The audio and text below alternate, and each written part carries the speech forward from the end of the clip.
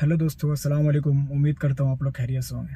तो दोस्तों, एक बार फिर से स्वागत है आप लोगों का आपके अपने चैनल द गल्फ क्लाइंट में। तो दोस्तों, आज इस वीडियो में मैं आपको कोई एजुकेशन की बात नहीं करूँगा, कुछ ट्रेनिंग या कुछ भी सिखाने की बात नहीं करूँगा, या कुछ सऊदी का टॉपिक में बात नहीं करूँगा। बस बात करूँगा तो सिर्फ मैं अपने पर्सनल लाइफ के ऊपर बात करूँगा कि मेरा जो इंडिया से सऊदी की जर्नी थी वो कैसी थी, और क्या क्या प्रॉब्लम हुआ था मेरे इस जर्नी में, या फिर क्या क्या मतलब कितनी खुशी हुई थी इस जर्नी में। ये सारा चीज़ मैं आप लोगों के सामने आज शेयर करूँगा, तो बने रहिए वीडियो के साथ। तो दोस्तों, स्टार्ट करते हैं हम लोग साल 2022 से। जून का महीना था, 14 तारीख, 14 जून को दुबई की जो गवर्नमेंट कंपनी है एमिरेट्स, उसकी वैकेंसी आती है 14 जून 2022 को। कोलकाता में इंटरव्यू होता है उसका। लगभग 500 मतलब 500 से 600 लड़के का वैकेंसी था, और करीब 14-15 उसमें पोस्ट खाली थे, यानी कि 14-15 पोस्ट में वैकेंसी निकला हुआ था। ठीक है, तो हम लोग को भी ये खबर मिली ऑनलाइन से, तो हम लोग भी इंटरव्यू के लिए गए। हम लोग करीब अपने एरिया से 7-8 लड़के गए थे, और एक मेरा खुद का भाई भी गया था, कज़न भी गया था मेरा साथ में। तो वहाँ पे दोस्तों गए, तो वहाँ पे एक चीज़ पता चला कि वहाँ पे सिर्फ IIHM जो होटल मैनेजमेंट का कोर्स होता है, सिर्फ उसी के बंदे वहाँ पे लिए जा रहे हैं। और ऑलरेडी वहाँ पे IIHM के बहुत सारे बंदे भरे पड़े थे कोट पैंट पहन के। हम लोग तो प्रोफेशनल ड्रेस भी पहन के नहीं गए थे, ठीक है। ओनली हम लोग एक शर्ट पहन लिए थे, टाई लगा लिए थे, फॉर्मल, थोड़ा सा फॉर्मल लुक लेके हम लोग इंटरव्यू देने के लिए चले गए थे। लेकिन वहाँ पे हम लोग गए तो देख रहे हैं कि IIHM के लोग जो है वो कोट पैंट के साथ, मतलब पूरा प्रोफेशनल लुक लेके सारे लोग इंटरव्यू देने के लिए आए हैं। तो हम लोग फिर भी उतना मतलब टेंशन नहीं लेते हैं। हम लोग बोलते हैं कि नहीं, इंशाल्लाह कोशिश करेंगे, ठीक है। उसके बाद दोस्तों अचानक से HR की पूरी टीम आती है, ठीक है। अचानक से होटल में एंट्री होती है बाउंसर लोग के साथ, और बहुत भयानक भीड़ रहता है उस दिन होटल कजार में, कोलकाता में। 14 जून को जिस दिन वैकेंसी होने वाली थी, जिस दिन इंटरव्यू होने वाला था, तो उस दिन होटल कजार में बहुत गजब का भीड़ था। क्योंकि आप जान सकते हो दुबई की गवर्नमेंट कंपनी है एमिरेट्स, तो उसकी वैकेंसी हो, तो जाहिर सी बात है कि भीड़ तो हो गई। तो HR की टीम एंट्री करती है। उसके बाद टाइम वेस्ट ना करते हुए ये लोग क्या करते हैं, धड़ाधड़ इंटरव्यू स्टार्ट करते हैं। तो हम लोग इंटरव्यू के लिए सारे लोग टोकन के हिसाब से लाइन बाय लाइन खड़े हो जाते हैं। तो मेरा जो लाइन था वो 437 में था, और मेरे कज़न का जो था वो 388 में था, यानी कि हमसे वो 30-40 नंबर आगे था वो, ठीक है। तो पहले इंटरव्यू उसका हुआ, तो वो गया इंटरव्यू देने के लिए, उसका सिलेक्शन हो गया अल्हम्दुलिल्लाह। वो आया, मुझे बताया ऐसे ऐसे। लेकिन वहाँ पे क्या हो रहा था कि इंटरव्यू से निकलो सीधा बाहर, किसी को कुछ भी बताने का नहीं है। और HR की एक टीम जो है वो बाहर राउंड मार रही थी, सारा कुछ देखने के लिए कि लड़के कैसे खड़े हैं, कैसे कोई रट्टा तो नहीं मार रहा, कोई कुछ ये तो नहीं कर रहा। और HR की एक टीम जो थी वो मतलब जो लाइन में खड़े थे वहाँ पे ही उनकी इंटरव्यू चल रही है। यानी कि इतना भीड़ हो गया था, टाइम नहीं था उन लोगों के पास कि एक एक करके सबसे इंटरव्यू ले। तो क्या कर रहे हैं कि एक HR की एक टीम जो थी वो बाहर में जो लाइन में खड़े थे, यानी कि हम लोग जो लाइन में खड़े थे, तो वहाँ पे मतलब इंटरव्यू लाइन में ही स्टार्ट कर दिया। वो लोग एक एक करके पूछ रहे हैं, देख रहे हैं कि पासपोर्ट ECR है या ECNR है। ECR वाले को तो पहले ही भगा दे रहे हैं। और मेरी किस्मत ख़राब थी कि मेरी पासपोर्ट जो है वो ECR थी। और तो मुझे मेरा एजेंट बोलता है कि एक काम करो, आप लाइन से निकल के वहाँ पे खड़े हो जाओ, और जैसे ही HR की टीम यहाँ से घसकेगी मैं आपको इशारा करूँगा, आप अंदर चले जाना। मैं बोला ठीक है। मैं हट जाता हूँ वहाँ से, और मेरे सामने मेरे एरिया के 3-4 लड़कों को वहाँ लाइन से ही भगा दिया जाता है, पासपोर्ट ECR की वजह से। या फिर आपसे पूछ लिया व्हाट इज योर नेम, और आप बोलने में थोड़ा सा हिचकिचाओगे तो आपको वहाँ से निकाल के बाहर कर देगा। तो ऐसे करके बहुत लड़कों को वो लोग लाइन से ही बाहर कर दिया। उसके बाद फाइनली दोस्तों बहुत देर इंतज़ार करने के बाद मेरा लाइन आता है। मैं अंदर गया, इंटरव्यू हुआ, तो मुझे बोला जाता है कि आप जिस पोस्ट में अप्लाई कर रहे हो आपका हाउस फुल हो गया। तो मैं बोला कि सर आप कोई और पोस्ट में देख लो, क्योंकि एमिरेट्स कंपनी है और इसकी बहुत अच्छी फीडबैक है, और जाहिर सी बात है ये दुबई की गवर्नमेंट कंपनी है, तो सारे लोग एमिरेट्स के बारे में अच्छा ही मतलब फीडबैक देते हैं। तो मेरा ड्रीम है कि मैं ऐसे कंपनी में काम करूँ। आप कोई अदर पोस्ट अगर खाली है तो आप अदर पोस्ट में मुझे दे सकते हो। मुझे बहुत सारे काम में एक्सपीरियंस है। आप सिक्योरिटी गार्ड में दे दो, ड्राइवर में दे दो, स्टोर कीपर में दे दो, या बड़े गाड़ी चलाने की ड्राइवर हो वो दे दो। आप कुछ भी, मेरे पास 6-7 वर्क एक्सपीरियंस है, 6-7 कामों का वर्क एक्सपीरियंस है। आप कुछ भी काम में मुझे लगा दो, लेकिन बस लगा दो सर आप कैसे भी करके। तो वो बोल रहे हैं कि आपका पासपोर्ट तो ECR है। बोला सर पासपोर्ट ECR है तो आपको लाइन से भगाया नहीं गया। मैं बोला सर पासपोर्ट ECR नहीं पूछा उन लोगों ने इंग्लिश में मुझसे tell me about yourself पूछा, मैंने बताया। तो उनके बाद वो लोग पासपोर्ट के बारे में कुछ पूछे ही नहीं। तो यहाँ पे मुझे एक चीज़ पता चला कि आप अगर बोलने में इंटरेस्ट रखोगे, आपकी कम्युनिकेशन स्किल्स अच्छी रहेगी, तो डिग्री कोई मायने नहीं रखता। तो अल्हम्दुलिल्लाह उनको मैंने ये सब बताया, तो लास्ट में उन्होंने मेरा सिलेक्शन कर दिया वहाँ पे, और मुझे ऑफ़र लेटर हाथ में दे दिया। ऑफ़र लेटर को मैं साइन करके फिर शाम में वहाँ पे जमा कर दिया। उसके बाद दोस्तों हम लोग चले जाते हैं घर, और हम लोगों को बोला जाता है कि मेडिकल का अप्रूवल आएगा तो उसके बाद मेडिकल कराना होगा। और दुबई में नॉर्मल मेडिकल होती है, आप लोग जानते हैं। तो हम लोग मेडिकल का मतलब हम लोग थोड़ा बहुत अरेंजमेंट जो है दुबई जाने का वो लोग स्टार्ट कर चुके थे, और सारे जगहों पे हल्ला करना स्टार्ट कर दिए थे कि दुबई जा रहे हैं, दुबई जा रहे हैं, बुर्ज खलीफा देखेंगे, तो पाम जुमेरा आइलैंड देखेंगे, यहाँ जाएंगे वहाँ जाएंगे। मतलब जैसे सारे लोग करते हैं फर्स्ट टाइम दुबई जाने के लिए। और दुबई का नाम आते ही आप लोग के फेस पे सबसे पहला वर्ड आएगा कि बुर्ज खलीफा, पाम जुमेरा। तो ऐसे ही करके हम लोग सारे हल्ले कर रहे थे, हर जगह हल्ला कर रहे थे कि हम लोग दुबई जाने वाले, दुबई जाने वाले। 1 महीना हो गया, कोई खबर नहीं। 2 महीना हो गया, कोई खबर नहीं। तीसरे महीने में मेडिकल का अप्रूवल आता है हम लोगों का। तो हम लोग मेडिकल करवाते हैं, 2 दिन बाद रिपोर्ट आ जाती है। अल्हम्दुलिल्लाह फिट हो जाते हैं हम लोग, मैं और मेरा जो कज़न था वो दोनों फिट हो जाते हैं। उसके बाद दोस्तों हम लोग 3 महीना, 4 महीना, 5 महीना, 6 महीना वेट करते रहते हैं, वीज़ा का कोई खबर ही नहीं है। उसके बाद हम लोग हार मान लेते हैं कि अब हम लोग का काम होने वाला नहीं है। लेकिन फिर क्या होता है, अचानक से हम लोग दूसरे कंपनी में इंटरव्यू के लिए जाते हैं, तो कॉल आता है मेरे कज़न को कि आपका वीज़ा आ गया है, आप जल्दी से फिर से रीमेडिकल करवाइए, आपका टिकट अप्रूवल होगा। तो वो हम उसको लेके घर आ जाते हैं, और घर आने के बाद क्या होता है, उसका मेडिकल फिर से अप्रूवल होता है, मेडिकल करवाता है, और उसका वीज़ा जो है वो आ जाता है माशाल्लाह से। उसके बाद वो पेमेंट सारा क्लियर करके उसके बाद वो दुबई निकल जाता है।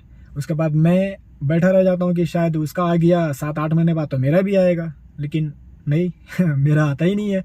तो मैं लगभग 1 साल वेट करता हूँ। 1 साल वेट करने के बाद नहीं आता है। मेरी किस्मत ख़राब थी शायद, इसलिए नहीं हुआ। तो मैं फिर छोड़ दिया, भूल गया कि मेरा सिलेक्शन उसमें हुआ था। उसके बाद मैं फिर 1-2 महीने बाद, मतलब इसका 1 साल कंप्लीट होने के 1-2 महीने बाद मैं फिर से जाता हूँ एक कंपनी में इंटरव्यू देने, जिस कंपनी का नाम है हमते ग्रुप, यानी कि वो अल जुबैल दमाम में है। ठीक है, सऊदी अरब दमाम में है, अल जुबैल नाम है जगह का। वहाँ पे मेरा सिलेक्शन हुआ लाइट ड्राइवर में। ठीक है, तो हमते ग्रुप का फुल फॉर्म होता है हुसैन अहमद अल मुतावा एंड सन्स, ऐसे करके कुछ है। तो मेरा ऑफ़र लेटर भी आ गया था उसमें, लेकिन अचानक से मुझे मेल आती है कि वो प्रोजेक्ट कैंसिल हो गया। फिर मैं निराश हो जाता हूँ, फिर मैं सैड हो जाता हूँ, उदास हो जाता हूँ कि अब क्या हुआ। फिर भी मैं हिम्मत नहीं हारता। फिर मैं 1-2 महीने बाद फिर ट्राई करता हूँ नून कंपनी में, जो सऊदी की बहुत बड़ी ई-कॉमर्स कंपनी है नून। ठीक है, आप लोगों ने नाम सुना होगा। तो उसमें मेरी जो ड्यूटी लगती है, जो सिलेक्शन होता है वो लाइट ड्राइवर डिलीवरी में होता है, यानी कि 4 व्हीलर से जो डिलीवरी का काम करते हैं। तो मेरा सिलेक्शन उसमें होता है। सैलरी बहुत अच्छी खासी लगाई जाती है, उसमें ही मेरा सिलेक्शन हो जाता है। उसका जो इंटरव्यू पर्पस था वो ऑनलाइन था, यानी कि जूम का जो ऐप है उसमें मेरा इंटरव्यू हुआ था, और अल्हम्दुलिल्लाह सिलेक्शन भी हो गया था। सैलरी भी बहुत अच्छा था। ठीक है, लेकिन उसमें भी क्या हुआ, मेडिकल कराने के बाद उसमें भी सक्सेस नहीं हुआ, वो भी प्रोजेक्ट कैंसिल हो गया, मेरा वीज़ा नहीं आया। तो ऐसे कर करके दोस्तों बहुत बार मैं फंसा हूँ, घर का बहुत सारा पैसा बर्बाद किया। अब पता नहीं किसी का नज़र लग गया था या मेरी किस्मत ख़राब थी, फिर भी मैं किसी को कुछ दोस्त नहीं देना चाहता, और ऐसे ही करके मैं फिर रुका नहीं, आगे बढ़ते गया। और अभी जो मेरी रिसेंटली जो सिलेक्शन हुई थी अल्फनार कंपनी, यानी कि सऊदी की सबसे बड़ी इलेक्ट्रिकल कंपनी है अल्फनार, जो जैसे हम लोगों की इंडिया में प्रीतम है। ठीक है, उसके बाद बहुत सारा इलेक्ट्रिक कंपनी है जो इलेक्ट्रिक स्विच वगैरह या फिर इलेक्ट्रिक बोर्ड या वायर ये सब बनाती है। तो सऊदी की सबसे बड़ी कंपनी है अल्फनार।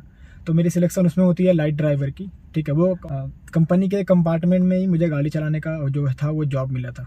ठीक है, तो वो उसमें भी सैलरी मेरी अच्छी थी। आपको उसका ऑफ़र लेटर मैं स्क्रीन पे शेयर कर रहा हूँ, आप स्क्रीन पे देख सकते हैं उसका ऑफ़र लेटर। तो ये सारा कुछ हो गया था। उसके बाद उसका मेडिकल मैं गम का करवा चुका था, क्लियर हो गया था। उसके बाद 1 महीना हो गया, 2 महीना हो गया, मेडिकल एक्सपायरी होने वाला था। तो मैं सोच रहा था कि शायद इस कंपनी में भी पहले की तरह हो जाए, अगर ना आए वीज़ा ना आए या फिर प्रोजेक्ट कैंसिल हो जाए तो मेरा फिर से मेडिकल का पैसा उतना 8,000 10,000 जो है वो बर्बाद हो जाएगा। तो मैं इस बार क्या करता हूँ, दिमाग लगाता हूँ और इस बार सऊदी में मेरे जान पहचान के लोग हैं तो उन्हें मैं कॉन्टैक्ट करता हूँ और बोलता हूँ कि भाई मेरे मेडिकल एक्सपायर होने वाला है, आप लोग कोई भी काम में मुझे ड्राइवर में बुला लो, चाहे हाउस ड्राइवर हो या कोई भी हो, क्योंकि एक सफ़र मैं सऊदी में कुछ भी करके काटने के लिए तैयार हूँ। और उसके बाद मैं इंशाल्लाह जब इंडिया मतलब सऊदी रिटर्न हो जाऊँगा तो उसके बाद मैं अपना आराम से जाऊँगा, क्योंकि सबसे बड़ी प्रॉब्लम मेरे पास है, मेरा पासपोर्ट ईसीआर है। और ईसीआर में आप लोग जान सकते हो कि बड़ी कंपनी हो या आपकी स्किल्स जितनी भी अच्छी हो, आप ईसीआर पासपोर्ट के जो क्राइटेरिया होती है उसमें बड़ी कंपनियाँ आपको नहीं लेगी, वो आपको रिजेक्ट कर देगी। ठीक है, तो इसलिए मैं उनको अपने दोस्तों को बोला यहाँ पे सऊदी में कि जितनी भी जल्दी हो, क्योंकि मेरा मेडिकल एक्सपायर होने वाला है। तो एक मेरा फ्रेंड था, वो बोला कि ठीक है, एक हाउस ड्राइवर में एक ड्राइवर लगेगा, मैं वीज़ा भेजता हूँ, फटाफट आ जा, इतनी खर्चे होंगे। मैं बोला खर्चे की टेंशन नहीं है, तू जैसे भी करा के करा। और उसके बाद दोस्तों वो वीज़ा भेज देता है और 1 हफ्ते में फिर टिकट भी आ जाती है। अब टिकट आ जाती है तो फिर मैं यही सोचे पड़ जाता हूँ कि अब घर में कैसे बताऊँ, क्योंकि घर में बताने से खुशी के आंसू में सब लोग इतना रोने लगेंगे, खुशी के आंसू इतना बहाएंगे कि नदियाँ बह जाएगी। क्योंकि मेरे घर के जो लोग हैं वो थोड़ा सा क्रिटिकल है, समझ लो आप, मतलब इमोशनल है, बहुत ज़्यादा इमोशनल है। और ख़ास करके मुझे लेके कुछ ज़्यादा इमोशनल है। मतलब अगर मैं घर से 2-2 4-4 घंटे गायब हो जाऊँ तो रोना धोना स्टार्ट हो जाता है घर में। तो ऐसी कंडीशन है मेरे घर की। तो मैं एक दिन बहाना करता हूँ, मेरी नानी आई हुई रहती है घर पे, ठीक है। मेरी नानी आई हुई रहती है घर पे ऐसे ही हाल चाल लेने के लिए मम्मी का। तो मैं बहाना से बोलता हूँ कि नानी का मतलब नानी मेरी जो है लक्ष्मी है, वो आई और मेरा वीज़ा आ गया, टिकट भी आ गया। तो ये सुन के सब खुश हो जाते हैं, हंसने लगते हैं, कोई रोने लगता है, खुशी के आंसू गिराने लगता है। उसके बाद सारे लोग तैयारी में लग जाते हैं, मैं भी तैयारी में लग जाता हूँ कि 19 जनवरी को मेरा टिकट है, यानी कि कलकत्ता से मेरा सऊदी का टिकट है। तो जल्दी जल्दी सारा कुछ पैकिंग स्टार्ट होता है, मैं भी पैकिंग स्टार्ट करता हूँ, अपना जो पर्सनल नीड की सामान वगैरह होती है वो सारा कुछ लेता हूँ।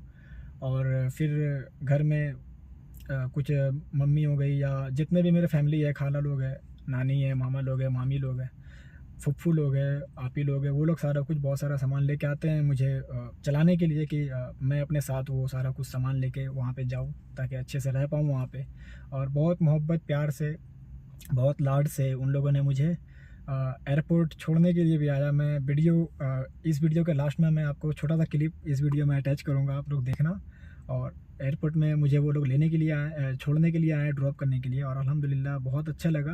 अल्हम्दुलिल्लाह सऊदी में हूँ और बहुत अच्छा से मेरी ज़िंदगी गुजर रही है। तो दोस्तों मेरी 19 जनवरी को जो फ़्लाइट थी वो कोलकाता से थी और भैया अबू धाबी, यानी कि अबू धाबी वहाँ से, और वहाँ से अबू धाबी से फिर रियाद की थी, यानी कि मेरी कनेक्टिंग फ़्लाइट थी, क्योंकि कलकत्ता से रियाद की कोई डायरेक्ट फ़्लाइट नहीं है। कोलकाता से अबू धाबी गया मैं पहले 19 तारीख को, और 19 तारीख को इवनिंग में मेरी वहाँ से रियाद की फ़्लाइट थी, ठीक है। तो मैं सऊदी पहुँचा। सऊदी पहुँचने के बाद टैक्सी बुक किया। टैक्सी बुक करने के बाद मैं अपना रूम मतलब जो मुझे मेरा फ्रेंड बुलाया था उसके रूम पे गया। तो उसके रूम पे जाने के बाद दोस्तों देखता हूँ कि उसका रूम मैं जैसे ही इंटर करता हूँ, वो रूम घुसते के साथ ही ख़त्म हो जाता है। मतलब एकदम कॉम्पैक्ट सा रूम था, छोटा सा रूम था। मतलब उसमें 2-2 बंदे थे। तो मैं देखा कि इसमें कैसे करके 2 बंदे मतलब एक दूसरे के साथ शेयर करके हर एक चीज़ रहते हैं। फिर मैं उसको बोला मैं कहाँ रहूँगा, तो वो बोला कि अभी तेरा रूम का मतलब ये नहीं हुआ है, जो तेरे को बुलाया है, तेरा जो कफ़ील है वो रूम खोज रहा है, बहुत जल्दी तेरे को रूम दे देगा। तो मैंने जहाँ तक सुना था कि हाउस ड्राइवर में जो ड्राइवर जाते हैं बाहर काम करने के लिए, उसको पर्सनल रूम दिया जाता है, यानी कि जहाँ पे कफ़ील का घर होता है उसी के अगल बगल में पर्सनल रूम उसको दिया जाता है अलग से रहने के लिए। सिर्फ वही उसमें रहता है और कोई नहीं रहता, ठीक है। लेकिन यहाँ पे जो मुझे बुलाया था, जो मेरा फ्रेंड बुलाया था, उसका जो कफ़ील है उसका फैमिली बहुत बड़ा था, तो वो 2-3 ड्राइवर रखा था, इसलिए वो एक ही रूम में 2 लड़के रहते थे। तो मैं भी गया तो कुछ दिन तक, 1 महीने तक लगभग उसके साथ ही उसी रूम में रहा। बाकी सारा कुछ एक दूसरे के साथ शेयर करके उसी के साथ रहा, खाना पीना सब उधर ही हुआ। और उसके बाद अल्हम्दुलिल्लाह मेरा रूम अभी मिल चुका है और अपने रूम में अभी रहता हूँ आराम से, और कोई दिक्कत परेशानी नहीं है। बाकी ऊपर वाले है सब ठीक करने के लिए। बस मैं ऊपर वाले से यही दुआ करता हूँ हमेशा, और आगे भी करता रहूँगा कि मेरे फैमिली वालों को सब्र दे, और इंशाल्लाह जितनी जल्दी हो अपनी फैमिली का सारा दुख दर्द दूर करके मैं वापस अपने घर, अपने वतन, अपने इंडिया लौट जाऊँ और खुशी खुशी अपने फैमिली के साथ रहूँ। क्योंकि कोई भी जो लड़का होता है, कोई भी बंदा होता है, वो मजबूरी के कारण ही बाहर आता है, खुशी खुशी कोई बाहर नहीं आता काम करने के लिए। क्योंकि यहाँ पे आके जितना आप कमाओगे, 2-4 हज़ार कम ही कमा के आप इंडिया में आराम से गुजारा कर सकते हो, ठीक है। तो यहाँ बाहर आने का मकसद दूसरों का यही रहता है कि घर की टेंशन दूर हो जाएगी, घर का हालात बुरा जो था वो दूर हो जाएगा, घर का हालात ठीक हो जाएगा।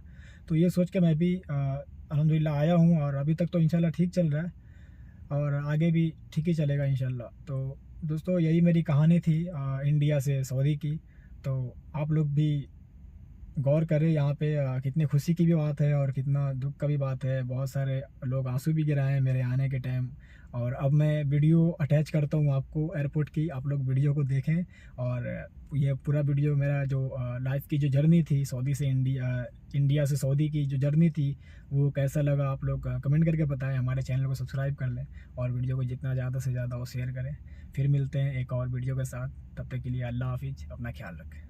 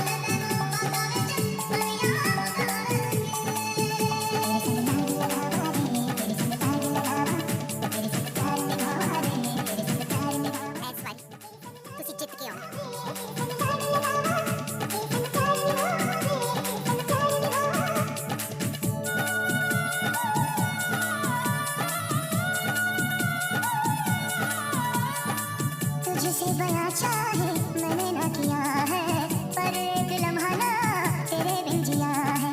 जाना